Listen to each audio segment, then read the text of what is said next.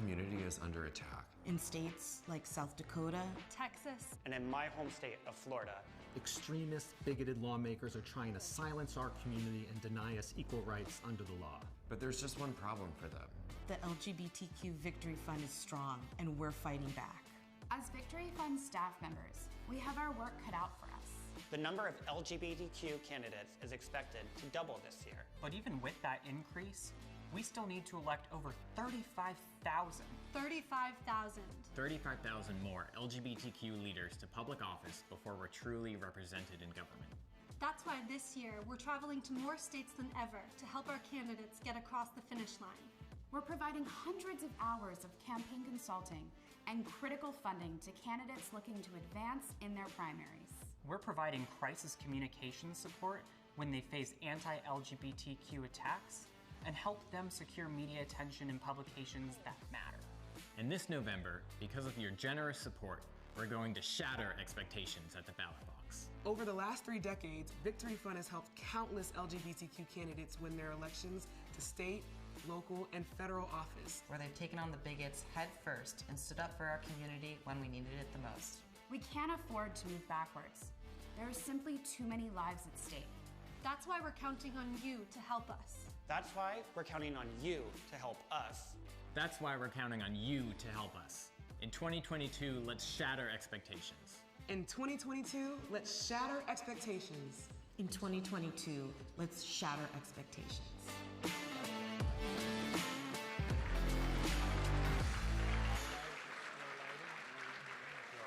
Please welcome to the stage LGBTQ Victory Fund President and CEO, Mayor Annise Parker.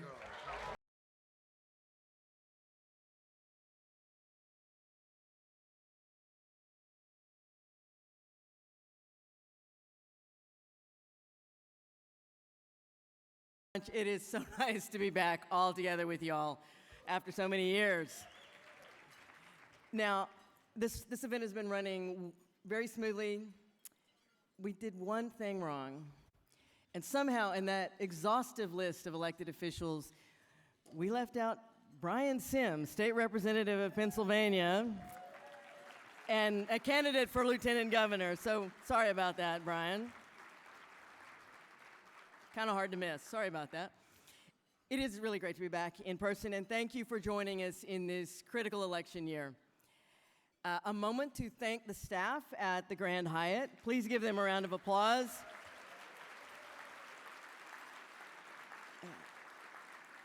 This is a new hotel for us. They've been wonderful to work with, and we truly appreciate it. But the people who serve us need to understand that we appreciate that service. Okay, thank you to my team here at Victory Fund who work countless hours with our candidates because they believe in the power of representation. You saw a small sample of that staff in that video. We're all in this because we believe in the mission. Our candidates and elected officials change hearts, change minds, save lives. When Chev delivered that speech from the Florida Senate floor, it made national headlines. But more importantly, it reached LGBTQ kids scared to come out, trans students who fear their own state's next move, hello Texas, and parents who desperately want their children to just be safe and be loved. That Florida bill passed. But Chevron, like so many of our LGBTQ elected officials on the front lines, made sure America knew why this is not okay. But he was alone in that state Senate with just 2 LGBTQ colleagues in the State House. Yes, we have allies, we appreciate our allies, but we need to send Chev reinforcements into Florida. And we need to make sure we send him back.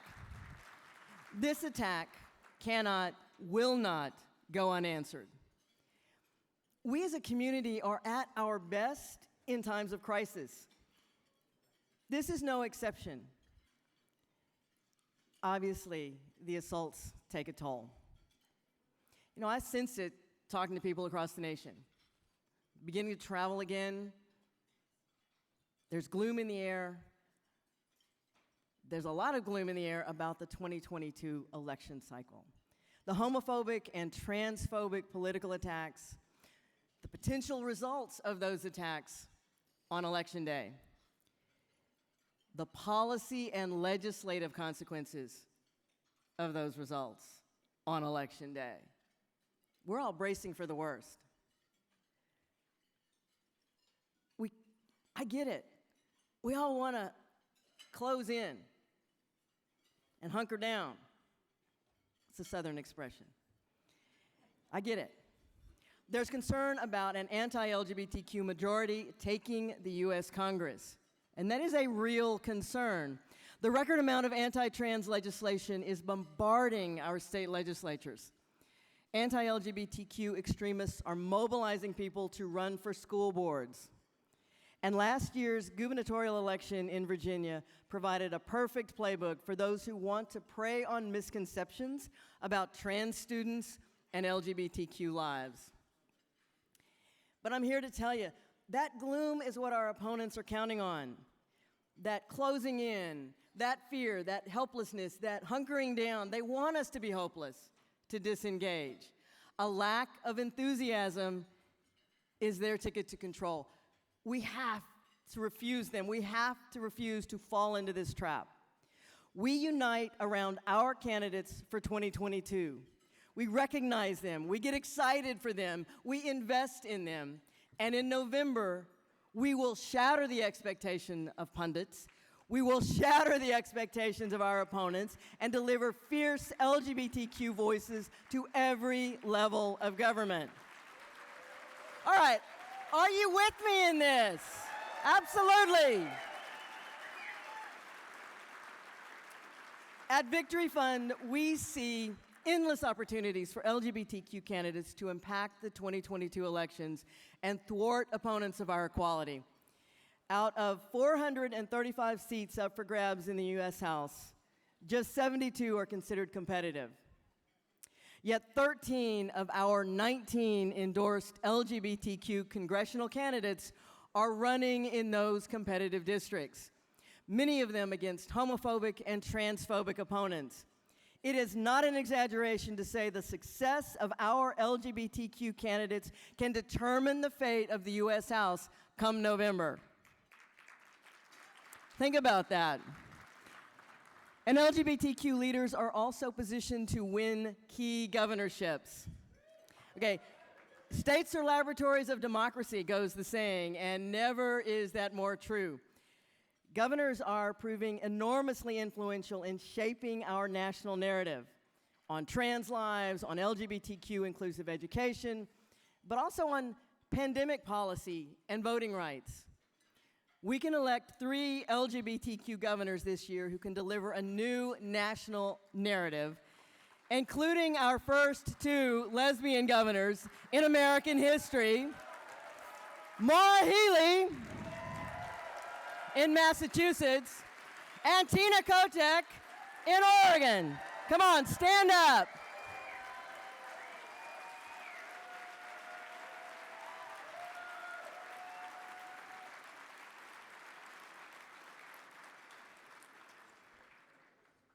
They are poised to join Jared Polis and represent us in their respective states.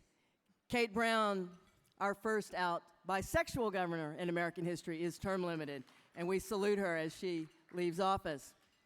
But at ground zero, in our states, in our state legislatures, we can also defeat opponents of equality with LGBTQ candidates.